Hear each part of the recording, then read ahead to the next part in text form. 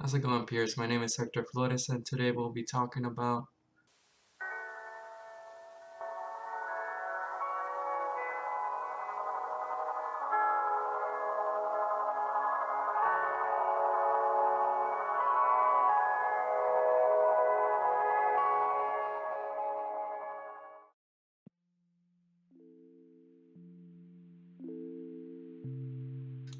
basically to start, the theory of cultural approach to organizations just describes the organization as having an whole culture and their own shared meanings, shared understandings, and shared sense making. This theory was developed by Clifford Greets and Michael Pakanowski.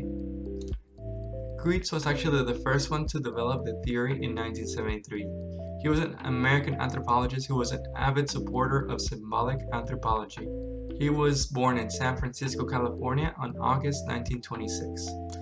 In 1950, Greets received his first bachelor's in philosophy from a university in Yellow Springs, Ohio, and in 1956 he received a doctorate from Harvard University, where he studied anthropology. Now, the second author for this theory is Michael Pakanowski. He basically just took Greets' ideas and developed the theory further. He is currently a professor at a university in Colorado. Now, the theory of cultural approach to organizations is an interpretive approach. It has been proved useful in making sense of organizational activity. You might be asking yourself, what is even that? The way to simply put it is an activity and interactions within a workplace or an organization. So for this approach, we have to understand that there is culture within any organization. This culture comes from social interactions and cultural performances. These are performances that people have had within the corporate or a company environment. An example of both of the concepts I'm talking about today is the comedy show The Office. Now, Steve Carell on Getting Along in the Office. It's important that we all have fun and joke around. We're like friends.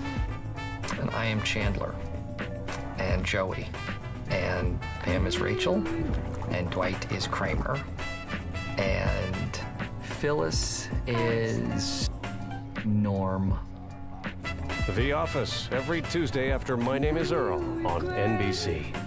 Really great show. If you haven't seen it, go ahead and check it out because it's basically gold when it comes to communication theory.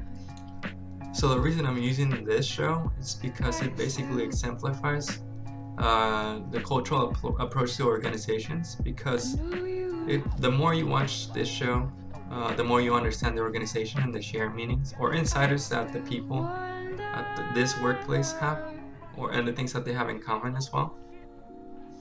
And it also makes you feel kind of like an ethnographer, because with the longer exposure of the show, you tend to understand the characters and also the interactions that the people have within the company start making more sense. So now that I mentioned The Office, there's another way to basically interpret culture in an organization, and it's basically to a transmission of three things. The corporate stories, personal stories, and collegial stories. So the first one is going to be corporate stories. This is basically what the management decides to share with their employees. This includes ideology and the reinforcement of company policy. This is a brief example, straight from The Office. Attention, everyone. Hello. Yes, I just want you to know that this is not my decision, but from here on out, we can no longer be friends. And when we talk about things here, we must only discuss work-associated things. And you can consider this my retirement from comedy. And in the future, if I want to say something funny or witty or do an impression, I will no longer ever do any of those things. Does that include That's What She Said? Mm-hmm. Yes. Wow, that is really hard.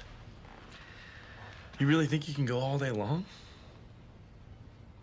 Well, you always left me satisfied and smiling, so... That's what she said! Michael!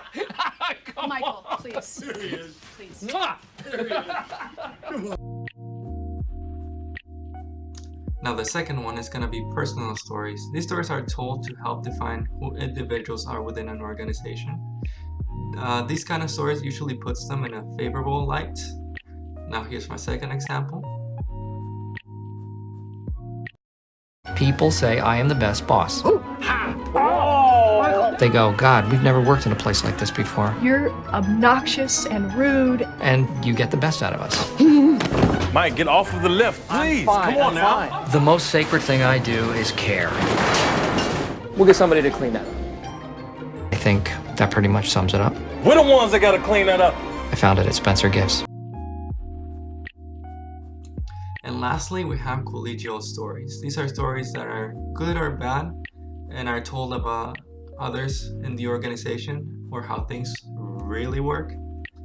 This will be my last example.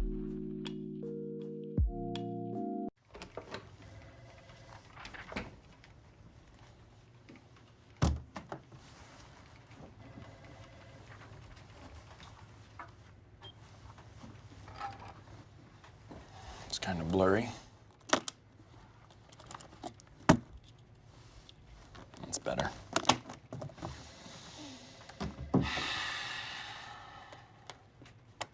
Question. What kind of bear is best? That's a ridiculous question. False. Black bear. Well, that's debatable. There are basically two schools of thought. Fact. Bears eat beets. Oh. Bears beets Battlestar Galactica. Bears do not... What is going on? What are you doing? Last week, I was in a drugstore and I saw these glasses. $4. And it only cost me $7 to recreate the rest of the ensemble, and that's a grand total of $11.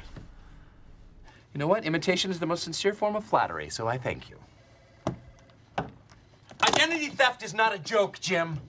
Millions of families suffer every year. Michael! Oh, that's funny. Michael! So the cultural approach to organizations is a theory that's very useful. It basically helps people understand organizational communication and how to influence it. So one useful application of the theory is being able to understand the cultural relevance of organizations. I found an article by Rob Lucas. It's titled Political Cultural Analysis of Organizations. It simplifies the theory.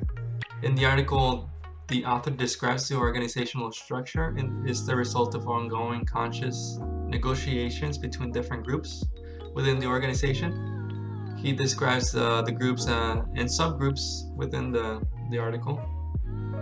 So organizations having similar beliefs, values, and goals, which basically creates the culture within that organization. Now we'd kind of like to summarize. So organizations have their own culture. Organizations have a particular culture when meaning and things are shared between individuals. Corporate culture is formed through image, character, and climate, and the cultural approach takes a humanistic look to organization and workplaces. With all this, I kind of just want to conclude my presentation. I really appreciate your time. If you would like to find more information, please check out our book.